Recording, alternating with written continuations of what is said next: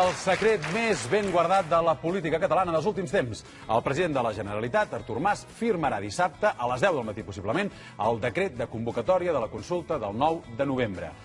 Quin pot ser el contingut d'aquest decret i què pot passar un cop estigui firmat? Ara en parlem amb el catedràtic de Ciència Política de la Universitat Pompeu Fabra, Ferran Requejo. Molt bona tarda, Ferran. Bona tarda, Tian. Bona tarda. El Ferran Requejo ve pràcticament directe d'aquesta reunió que hi ha hagut aquest matí al Palau de la Generalitat. El president Artur Mas s'ha reunit amb el Consell Assessor de la Transició Nacional, de la que en forma part el Ferran, i després és quan s'ha informat de la signatura d'aquest decret dissabte, segurament això que dèiem al voltant de les 10 del matí. Farà la signatura el president envoltat dels partits que donen suport a la consulta. Després al vespre, per cert, la Mònica Terribas l'entrevistarà aquí a TV3. Suposo, Ferran, que avui en aquesta reunió s'han dit coses que no ens deus poder dir, perquè hi ha una part, diguéssim, de discreció en els treballs que heu fet al Consell Assessor. Sí? No, si ens ho pots explicar tot, doncs, encantats de la vida. Una reunió, diguéssim, una mica, diguem-ne, de tancar una etapa de les tasques, de les feines que hem fet al Consell, que ens vam comprometre a fer una sèrie d'informes, concretament 18. Això, els últims els vam entregar a finals de juliol, per tant ha sigut una etapa, diguéssim, tancada ja, i havíem de parlar amb el president, que és el que ha vingut avui a la reunió, de què passa en el futur amb el Consell, si es dissol, si no es dissol. Finalment ens han proposat que no es dissolguessin, que estiguéssim allà, entre altres coses, diem, de la transició nacional, i la transició nacional no s'ha acabat. I, per tant, en fi, també tots nosaltres unànimament ens hem ofert a seguir per si el govern té a bé, doncs, en fi, demanar algun tipus d'assessorament, d'informe, esperem que més petits, diguéssim, o de consells, o de... I que segurament en els propers dies i setmanes poden ser recomanacions o peticions bastant urgents, diguem-ne, en funció de com vagin desenvolupant els esdeveniments. Sí, perquè previsiblement a partir d'ara, ara vol dir de la setmana que ve, és a dir, ja, el ritme del procés i de la política en general s'accelerarà. És a dir, que en poc temps passaran bastantes coses. I com aquestes coses són en diverses direccions i venint de diferents fonts, bé, doncs serà una etapa bastant, diguéssim, densa de decisions, de reaccions, etc. Comentem, doncs, tot aquest panorama que tenim per davant, començant per aquesta data, el dissabte. Per què aquesta data? Bé, això és una data que ha triat el govern. O sigui, que nosaltres no tenim res a veure, és una data que han triat, suposo, per una sèrie de criteris, diguem-ne, en funció de quin és el més convenient per als interessos de la Generalitat i del procés des de la perspectiva catalana. És un temps que controlava el govern, per tant, ell ha administrat com li ha semblat. Per exemple, per explicar-ho a la gent, avui acaba un ple del Tribunal Constitucional.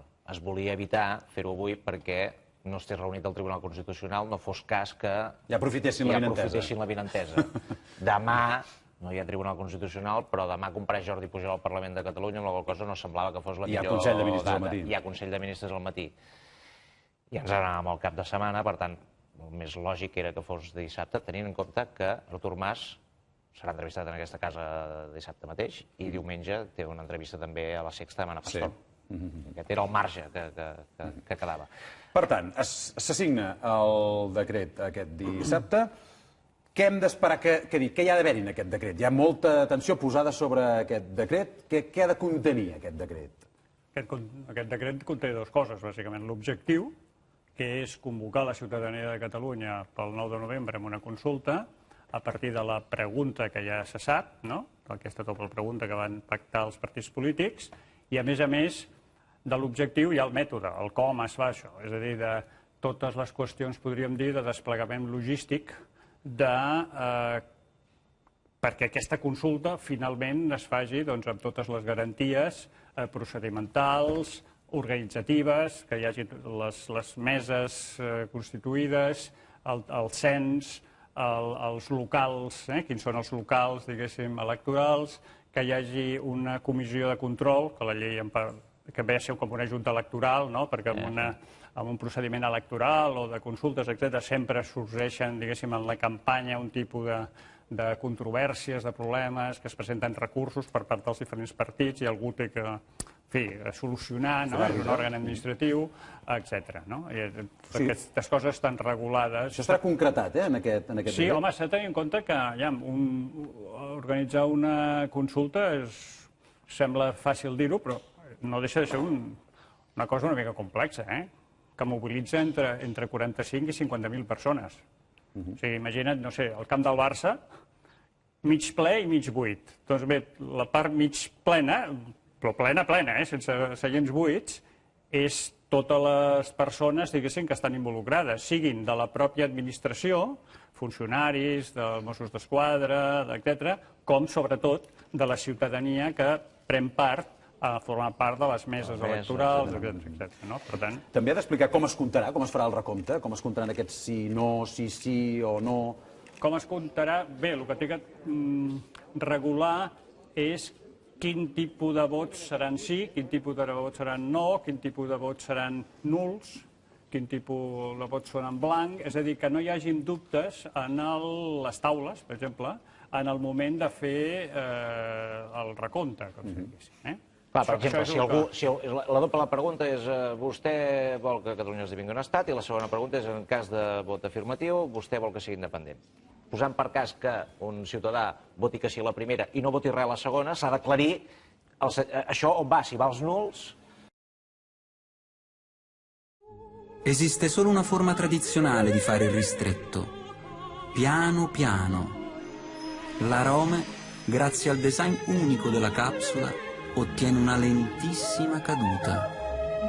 L'arome serà el teu ristretto favorit. Si no, et retornem els diners. Si va al 6 o on va. Ho poso com a exemple tonto, però això s'ha de tenir en compte. Hi ha una casuística de sí, no, sí, tal, en blanc, tatxat... O algú que digui que no a la primera i sí a la segona. Bé, tot això s'ha de tenir previst. Previst perquè, clar, això no pot quedar a l'arbitri de cada taula, de cada mesa electoral, perquè això seria una font de recursos, en fi, no, tot això ha de quedar procedimentalment ben establert i clar. S'ha especulat molt aquesta setmana sobre si aquest decret no només contindrà la convocatòria de la consulta tal qual hauria de ser o estava previst fer-la, sinó que hi podria haver-hi algun tipus de joc, o no de joc, de maniobra perquè es pogués fer la consulta, però no amb les condicions que s'havien pensat fins ara, sinó amb les condicions noves, no sé.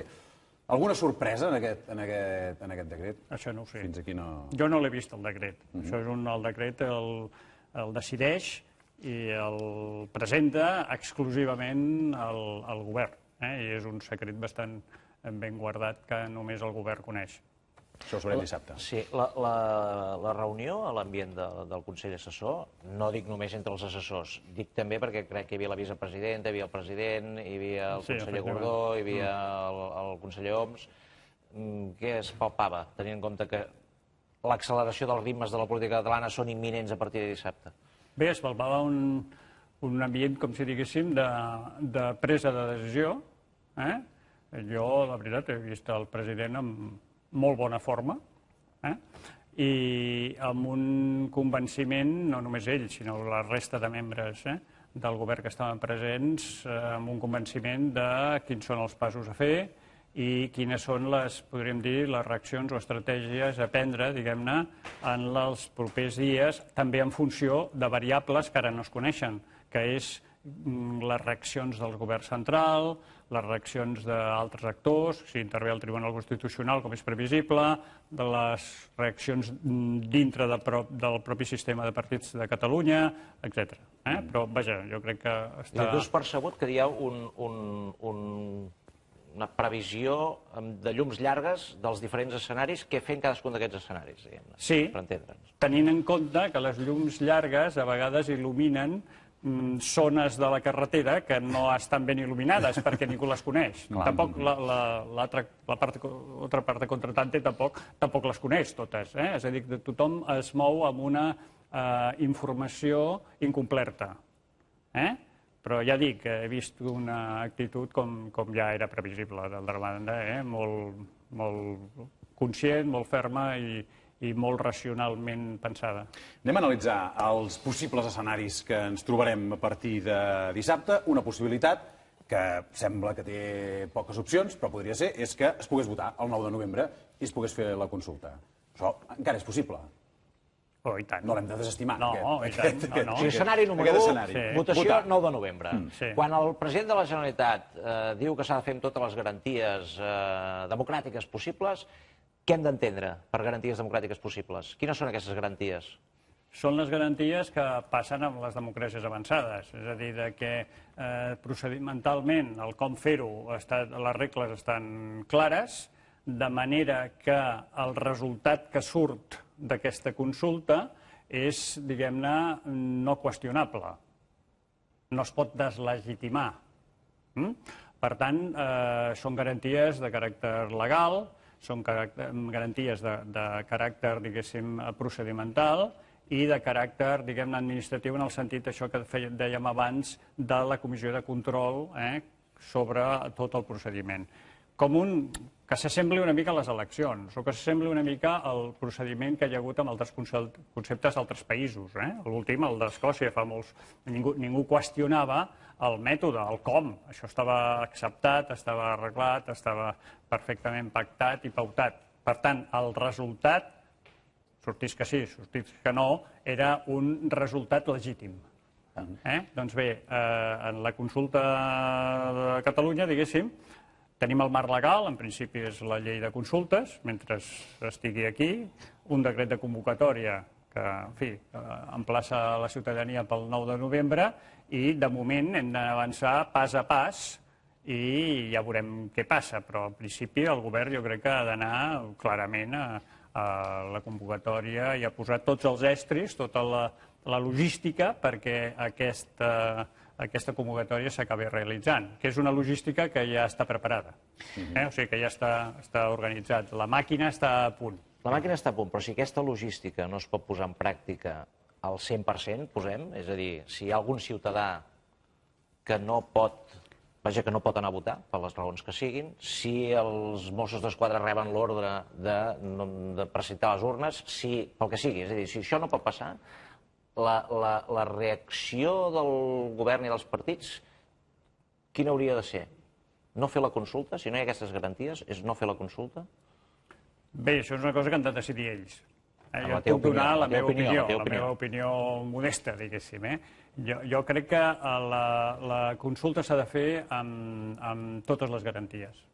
Entre altres coses perquè des del món internacional una consulta que no quedi procedimentalment clara, etc., per exemple, que hi hagi dubtes de la seva legalitat i, per tant, els partits que haurien de votar que no, per entendre's, que havien de recomanar que no al seu electorat, no recomanin que votin que no, sinó simplement diguin que la gent no vagi a votar perquè això no serveix per res, etc. O sigui, si la participació és baixa, si el marc legal és qüestionable, el resultat és fàcilment deslegitimable, amb la qual tu estàs cremant una possibilitat que tens que al final no et serveix. I, per tant, això és la meva opinió, és a dir, que això s'ha de fer amb totes les garanties perquè tingui una... Ara, consultar, el que queda clar és que la ciutadania de Catalunya serà consultada. Això sí, sigui el 9 de novembre, sigui un altre dia, amb un altre mètode, diguéssim, que ara hi entrarem, suposo. Ara hi entrem. Clar, aquest altre mètode podria ser que no es pogués fer la consulta tal com estava plantejada i, per tant, anéssim, per exemple, el que s'ha parlat també moltíssim, que són les eleccions plebiscitàries. Com serien unes eleccions plebiscitàries? En què consisteixen unes eleccions plebiscitàries? Formalment, eleccions plebiscitàries no existeixen. Això és com si diguéssim un concepte una mica més polític que no pas formal. Unes eleccions voldria dir unes eleccions al Parlament de Catalunya, com totes les que hi ha hagut, les 8 o 9 que hi ha hagut, en la qual els partits polítics que estan a favor del procés cap a poder votar i cap a la independència, a la campanya electoral posen com a punt, podríem dir, estrella de la campanya, encara que després parlem també d'altres coses, però com a punt estrella que si ells guanyen, si aquests partits que donen suport a la independència guanyen, iniciarien el procés de la independència. Per tant, aquestes eleccions al Parlament sortirien, diguéssim, farien les vegades de la consulta que prèviament, amb aquesta hipòtesi que estem fent, no s'ha pogut fer. O sigui que les eleccions substituirien a la consulta. Per tant, hi hauria un resultat democràtic de la ciutadania expressada en termes d'independència sí, independència no, perquè ara ja no es posaria en la campanya electoral dels partits que es vol votar. Això ja es va fer fa 2 anys, el 2012. Ara ja seria el següent pas, que seria independència sí, independència no. Per tant, si els partits es presentin junts, separats, això ja és cosa d'ells, guanyen, els partits que donen suport en això, hi hauria una legitimació democràtica que reforçaria molt el procés, perquè una mica molts agents i actors, institucions, etc., estrangers, internacionals, el que estan esperant és que hi hagi un pronunciament de la ciutadania. És a dir, que no hi hagi només un pronunciament del Parlament, sinó que sigui un pronunciament de la ciutadania directe, diguéssim. Per tant, això, en cas que el resultat electoral fos favorable als partits que recolzen la independència, reforçaria molt la posició no només del govern de la Generalitat, sinó que reforçaria molt el procés mateix. És a dir, que si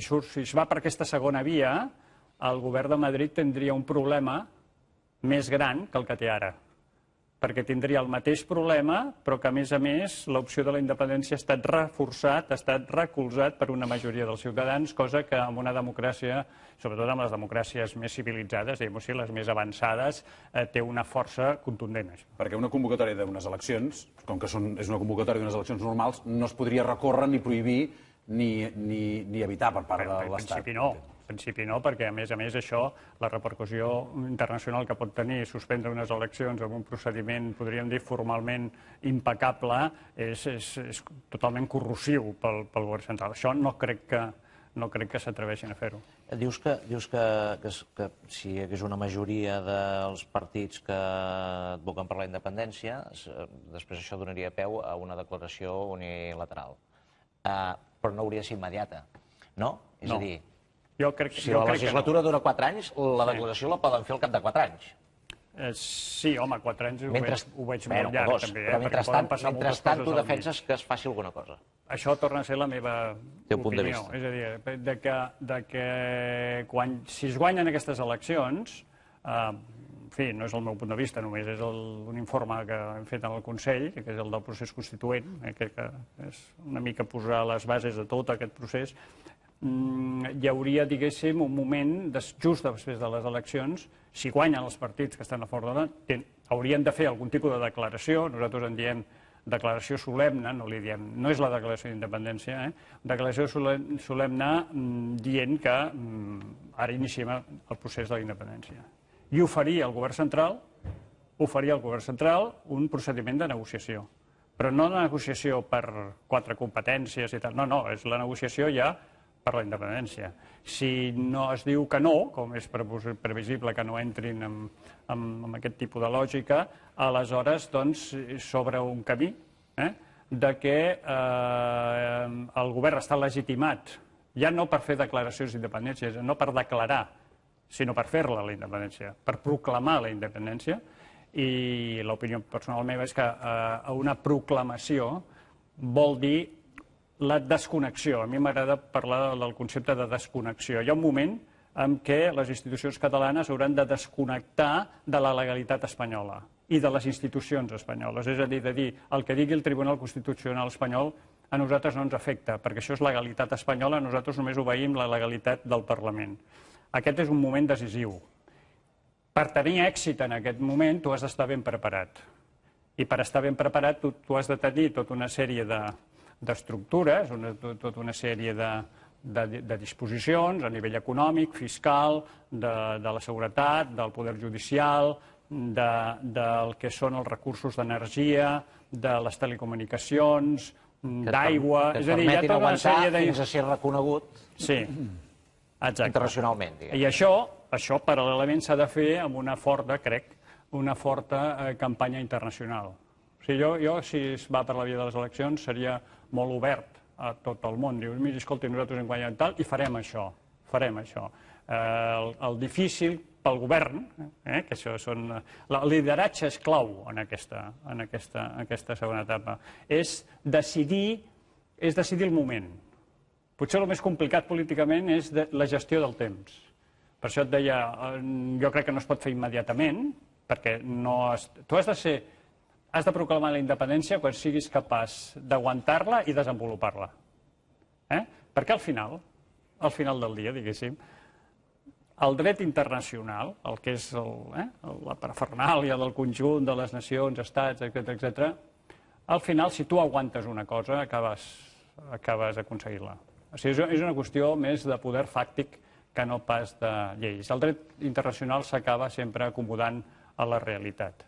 Per tant, aquesta realitat, si tu la vols fer, diguéssim, d'una manera fàctica, l'has de fer en un moment quan tens les garanties, les màximes garanties, encara que sigui el 70%, encara que no sigui el 100%, per això sempre és complicat, de que això ho podràs aguantar i desenvolupar. Per tant, que la Generalitat sigui el poder polític a Catalunya, en el territori, sigui el poder polític, ja no depengui del poder polític espanyol.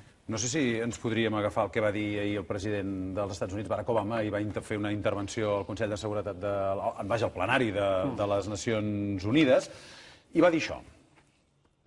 Creiem que el dret fa la força, que les nacions més grans no haurien d'intimidar les més petites i que la gent hauria de poder escollir el seu propi futur. Són veritats simples, però han de ser defensades. Clar, això, vist des del punt de vista de Catalunya, doncs estava parlant d'Ucraïna, aquí. Però vist des del punt de vista de Catalunya podria haver-hi molta gent que digués, mira, doncs això és exactament el que s'està defensant aquí. Sí, passa que el president Obama s'està referint a estats ja constituïts. Per això deia que si Catalunya es constitueix en un estat fàctic, etc., i és capaç de passar, diguéssim, aquesta prova, que és la prova decisiva, aquesta desconnexió és una desconnexió exitosa, diguéssim, jo crec que actors com el president Obama s'acabaran acomodant a aquesta realitat. Tu vas parlant contínuament de desconnexió. Hem dit, molt bé, consulta 9-N, si no pot ser una opció són aquestes eleccions plebiscitàries, però tu dius l'altra opció, que digue'm aquesta desconnexió, és desconnexió i referèndum.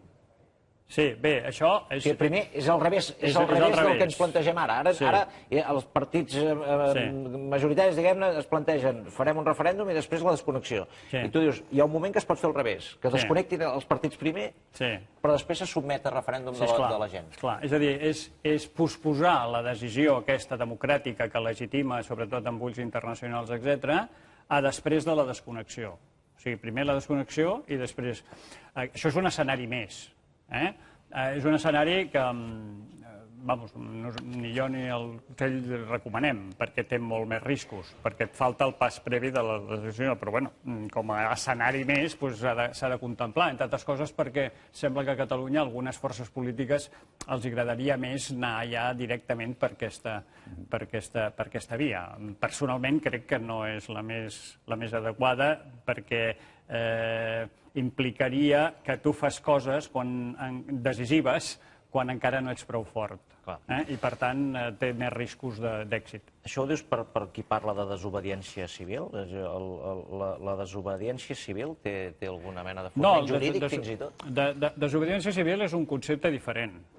La desobediència civil és un concepte que, de fet, ve dels Estats Units, del segle XIX, que vol dir que en cas de que uns ciutadans considerin que una llei, està pensat per lleis, és injusta, aquests ciutadans la desobeeixen dintre, sense qüestionar el sistema. Sense qüestionar l'ordenament jurídic, qüestiones una llei en concret. Qüestiones alguna llei, una o més d'una, però un tema determinat, i, per tant, no la compleixen. Però, clar, assumeixen que si l'incompliment de la llei implica una penalització, com acostuma a passar, doncs ells ja estan d'acord amb això. Però normalment això es pensa per aspectes puntuals, no per aspectes... Però en el cas concret de Catalunya, quan es parla de desobediència civil, seria desobeir una llei concreta. Quina? o una sentència concreta, la del Tribunal Constitucional, però en canvi no qüestionar la resta del marc jurídic. Pregunto, Bé, els que diuen desobediència civil, crec que el que voldrien impulsar és que la consulta del 9 de novembre, digui el que digui el Tribunal Constitucional, el govern espanyol, etc., s'hauria de fer igualment. S'hauria de fer igualment. Això ja ho hem parlat abans, que jo crec que això té més riscos que no pas... Amb l'inici de la desobediència civil al segle XIX als Estats Units, que és desobeir una llei, aquí seria desobeir una sentència d'un constitucional. Efectivament. En aquest sentit. Ho dic perquè també de desobediència civil n'hem vist, no?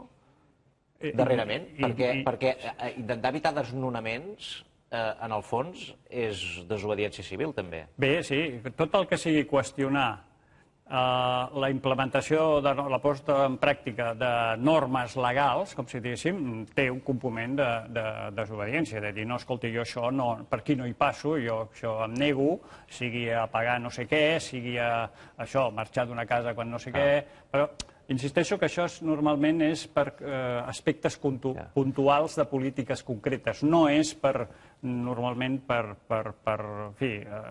canviar tot un sistema polític. Però ara, marxant de la consulta, tenint en compte que fer lleis normalment és una cosa que porta el seu temps i és més feixuga, i que estem en un moment en què el món evoluciona molt ràpidament, és possible que en les nostres democràcies ens trobem cada vegada més elements de desobediència civil en el sentit de forçar a canvis legislatius que potser els parlaments triguen més a fer que no pas la societat? És possible, perquè les societats cada cop són més complexes, hi ha més coses, més variables, més elements a tenir en compte, hi ha més actors, o sigui, hi ha més interessos, hi ha més valors, fins i tot, en joc, com si diguéssim, i, a més, cada cop hi ha una consciència més gran de que les democràcies fins ara s'han desenvolupat amb un nivell de participació ciutadà baix. Normalment, hi ha algunes excepcions, hi ha democràcies liberals més participatives que altres. En el cas espanyol és molt poc participatiu, perquè la Constitució espanyola del 78 restringeix molt l'ús de referèndums, d'iniciatives legislatives populars, etc.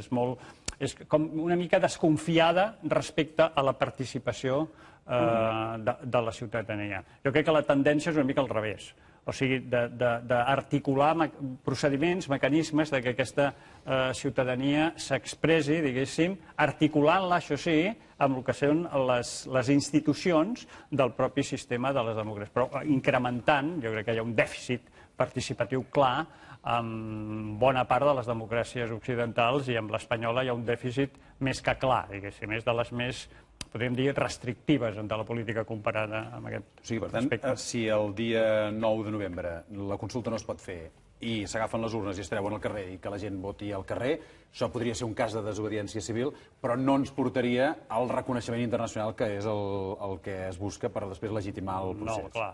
Si suposem que això ho fa una organització, no sé, que no és el govern, organitzacions civils, això s'assemblaria una mica a les consultes que es va fer fa uns anys, no? Aquelles que van començar d'ells damunt, i que això és una iniciativa, podríem dir, ciutadana, però des del punt de vista, podríem dir, polític, jurídic formal, no té cap tipus d'efectivitat, diguéssim. Per tant, ara ja jo crec que ja no estem aquí. Ja hem de buscar procediments i, en fi, processos que comportin algun tipus de conclusió, podríem dir, fàcticament, que sigui una resolució de temes. O sigui, per tant, tu series... La teva visió, diguéssim, com a expert seria anem al 9N amb la voluntat de fer una consulta. Si no hi ha aquesta consulta, les eleccions plebiscitàries com a procés més ben ordenat, diguéssim. Sí, de llums ni curtes ni llargues, són unes llums intermitges aquestes, perquè estem parlant a 2 o 3 mesos vista. D'acord, però encara no has perdut l'esperança de fer la consulta, tu? No, perquè depèn de moltes coses. És a dir, si es presenta el recurs per part del govern central, que es presentarà de manera immediata, el Tribunal Constitucional pot fer diverses coses. El que és una mica, si se'm permet, demencial, és que en una democràcia liberal que es basa en un dels principis fonamentalíssims d'aquestes democràcies, és el principi de separació de poders, resulti que el govern central ja estigui dient què és el que farà el Tribunal Constitucional. Que és un altre Quan problema. encara ni existeix la llei, diguéssim formalment, ni s'ha presentat un recurs ni res. O sigui, això va, vaja, una càrrega de profunditat sobre diguem-ne, la qualitat de l'estat de dret espanyol, que és un estat de dret bastant d'opereta en aquest sentit. Quan un tribunal tan important dins del sistema no està legitimat, és bastant incomprensible, per exemple, que amb les declaracions que hi ha hagut aquests dies del govern de Rajoy sobre el que ja farà el Tribunal Constitucional o la vicepresidenta, aquesta noia, la Soraya, el president del Tribunal Constitucional no hagi reaccionat pel prestigi de la pròpia institució. Això seria inconcebible en altres democràcies avançades. Diu, escolti, vostè calli en el govern. Això ho decidirem nosaltres de la manera que voldrem i en el moment que voldrem. Per tant, això és un indicador, diguéssim, de la baixa qualitat de la democràcia espanyola. I Montesquieu s'està regirant en aquests moments allà on sigui, diguem-ne. Una cosa més. Si Rajoy vol resoldre el problema, tu has dit que hauria de buscar fórmules, com ara una paraula que he descobert, que és aquesta que dius de consucionalisme. Fórmules de consucionalisme. Havíem sentit federal, consucionalisme és una cosa, és un terme que no havia sentit mai. Consucionalisme. Consucionalisme. Sí, això és una paraula rara, diguem-ne, una paraula bastant estranya, però que es fa servir bastant amb els anàlisis polítics internacionals, diguéssim, de política comparada, etc., per expressar que un tipus de possible solució, si hi hagués voluntat política per part del PP i del PSOE, que això és parlar una mica en aquests moments de política ficció, seria introduir, això que les famoses terceres vies, una manera d'introduir terceres vies seria partir que una democràcia complexa, que és plurinacional, que és plurilingüística, que hi ha diferents cultures, que és molt més complexa la democràcia espanyola, o sigui, la societat espanyola, no, la societat espanyola és més complexa que no la societat alemana, per exemple, que és molt més uniforme. Doncs bé, per tal d'articular aquesta complexitat, hi ha unes institucions que diuen en una democràcia el principi de majoria no sempre és el millor principi si no es combina amb un altre principi igual d'important, que és el principi de consens entre majories i minories. Això de constitucionalisme, que és aquesta paraula rara, es pot traduir com democràcies de consens. Què vol dir això? Doncs que a les pròpies institucions ja es parteixi que abans de fer una decisió, aquesta decisió no l'ha de fer la majoria, a seques, sinó que ha de ser una decisió entre majories i minories. Perquè si no, la decisió no es pot prendre. És a dir... La qual cosa també pot ser que alenteixi decisions. I és més lent. Però quan surt està molt més legitimat. Això ho tenen, per exemple, a Bèlgica. Per entendre'ns, el Tribunal Constitucional, el que fa de Tribunal Constitucional a Bèlgica, ja sabeu que a Bèlgica hi ha els valons i els flamencs, doncs bé, la meitat dels components són d'un valons, diguéssim, i l'altra meitat són flamencs. Per tant, això s'articula... A vegades es passen mesos sense govern, Sí, correcte. Però això a vegades és per una altra cosa, és pel sistema de partits, que això és una altra història. Això de Bèlgica és el més complicat de tot. Un dia em van dir, és molt interessant que els catalans us aficioneu. Això m'ho va dir un belga, un politòleg belga. És molt important que us interesseu per Bèlgica, perquè així, si ho enteneu, podeu venir aquí i ens ho expliqueu, perquè nosaltres no ho entenem.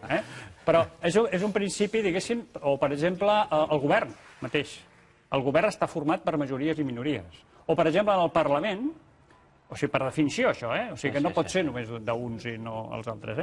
O en el Parlament, quan s'està discutint una llei, ells tenen el que en l'argot polític es diu el procediment de timbre d'alarma. És com si hi hagués un timbre. Llavors, quan una minoria es veu afectada per el contingut d'un projecte de llei, que ho estan discutint, encara no és llei, és com si toqués el timbre i allò es paralitza i s'ha de tornar a renegociar. Per tant, és més complexa, però bé, té el factor positiu, podríem dir, és que la legitimitat final de les decisions preses per les institucions tenen una acomodació molt més gran a la complexitat nacional, lingüística, etc. de la societat que regula. Però això, en aquest cas, Rajoy, per exemple, hauria d'acceptar de perdre la majoria absoluta que ara té.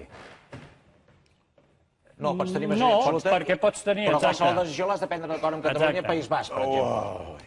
O sigui que la majoria absoluta no és suficient. La majoria absoluta no és suficient, sinó que ha de tenir, diguéssim, una participació de les minories. Això és política ficció per la cultura política espanyola. Això es podria combinar, aquest tipus de democràcies de consens, i a Bèlgica ho fan així, o també a Suïssa, amb un sistema territorial federal. O sigui, es pot combinar federalisme o confederalisme amb això, amb democràcies de consens. És a dir, solucions institucionals n'hi ha a la política comparada. O sigui, no hem d'inventar cap sopa d'all, diguéssim, n'hi ha. Ara, parlar d'aquests termes, estic segur que el govern central, això de constitucionalisme, no sap ni què és. Un cop algú va dir això del timbre d'alarma com a procediment del Parlament belga, etc. En el Congrés de Diputats, i es va armar allà un liu total, home, ara tocarem timbres, o sigui, en fi, això està molt a fora, podríem dir, del marc mental, de les neurones, podríem dir. No tant, a vegades insisteixo, que a vegades no és tan important allò que es diu, sinó des de les plataformes mentals des d'on es diu el que es diu. És a dir, canviar les plataformes mentals és complicadíssim. A vegades els continguts poden negociar-se i tal, però canviar les perspectives, diguéssim, teòriques que cadascú ha anat aprenent de petit, podem dir, socialitzant-se amb determinat... Això és el que és més complicat, per tant, a mi em fa ser completament escèptic a trobar per la via aquesta que se'n diuen les terceres vies, escenaris intermitjos per, solucionar d'una manera, podríem dir, realista, plausible i estable el tema de la plurinacionalitat espanyola, perquè crec que la cultura política tant del PP com del PSOE, francament, no donen gaire de sí. Ferran, els catedràtics de política tindreu molta feina en els pròxims temps perquè ens haureu d'ajudar a entendre moltes coses que passaran, moltes situacions que es generaran i que demanaran aquesta visió de coneixement del que passa pel món. Si vols presentar el llibre blanc, el llibre blanc dels informes del Consell Assessor, amb 1.000 pàgines, te les pots anar llegint. Però estaran a l'abast de tothom, aquests informes? Sí, bueno, ja ho estan. Ja ho estan perquè estan penjats a la web. Es fa, com si diguéssim, la publicació en forma clàssica de llibre. I hi haurà, sembla ser, un volum molt gros, diguéssim que són tots els informes, sense tocar ni una coma, tal com han estat, que són 18 informes, això són més de 1.000 pàgines, diguéssim, i després el govern ha fet, redactat pel propi govern, és a dir, que no del Consell, ha fet com un resum de totes aquestes 1.000 i pico planes. Això serà com un volum més petit i fins i tot crec que estan pensant en un tipus d'encara tercer document que serà com més àgil, perquè la gent que vulgui llegir poc, com si diguéssim, i anar al gra. Una cosa que van fer els escocesos, que va tenir molt èxit, que és fer pregunta-resposta. O sigui, moltes preguntes que es fa la gent. Què passarà amb la seguretat social? Què passarà amb la independència i les pensions? Què passarà amb, jo què sé, l'Europa? Què passarà... Tot això contestat d'una manera molt breu, quasi a nivell de Twitter, diguéssim, a nivell de molt poques paraules, pocs caràcters, contestar d'una manera, podríem dir, amb rigor i basada també en els nostres informes, els informes del Consell, tot una regla al voltant de 100 preguntes bàsiques, que això serà... No és el llibre blanc, això serà com una derivada, diguéssim, com un tercer, diguéssim, producte que el govern està elaborant. Doncs tindrà èxit, el tindrem a la tauleta de nit per anar consultant i per anar entenent el que va passant. Ferran, moltes gràcies. Aquest aplaudiment pel Ferran Requejo.